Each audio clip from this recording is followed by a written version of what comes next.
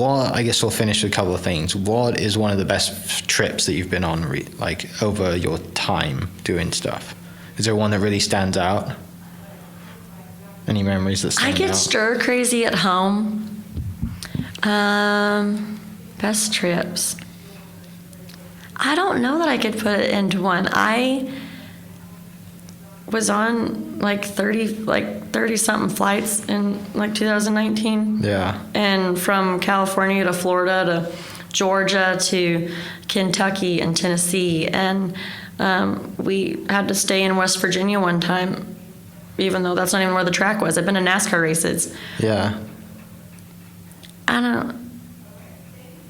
What's your favorite state that you've been to? That's hard too. I find things that I like about everywhere that I go. Yeah. I'm a travel addict. Okay. I love it. So, but one of my favorite things though that I realized being involved with Bullfighters Only, my uncle that lives in Norman is in sales, and so he's traveled a lot. Mm-hmm. And I started talking to him about how much I'd been on the road and everything, and how it was weird that I'd been into some of the coolest places and hadn't seen them. And he said that he used to, when he was on the road a lot, he would take an extra day either on the front end of the trip or on the back end of it, that he would just go kind of try to experience where he was. Yeah.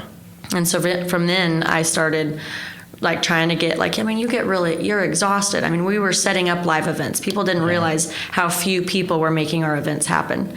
I mean, it was us. We were hanging banners and hanging signs and like going and doing sponsor visits and helping put the dirt in the arena and put the panels up and everything. From you don't just fly in, put on your fancy outfit, do your makeup. We don't do that. And grab your microphone, right? You're like, they're That'd be great if I did that. But you get exhausted and you're tired and you want to go back to the room and go to sleep. Mm-hmm. And then I realized one time we were in Kennewick, Washington, and we were literally staying on like this little peninsula. And I was like, realized that when we drove in there that there was all like these monuments and stuff on the side of the road. And I was like, you know what? I'm literally just going to go for a walk. Like, I want to figure this out. And so I went and read some really cool history about the town.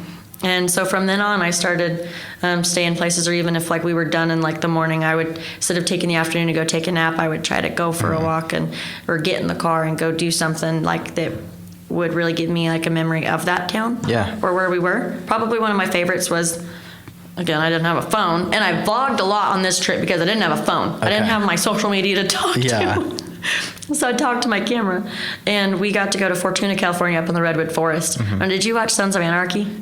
Bits of it, yeah. It was I need to watch all of it. Oh man, it's so good. But that's how I was so excited to be there, because we were in the Redwoods. Okay. And that's where that TV show took place. Sure. And so we took a whole extra day after our event, and a whole bunch of us from the company went up into like in the mountains or whatever, and looked up at the trees and like the redwoods, these massive trees that I've never seen anything so big in my life. Yeah. And we got to look at the river, and we just got to take the time to appreciate where we were. Mm-hmm.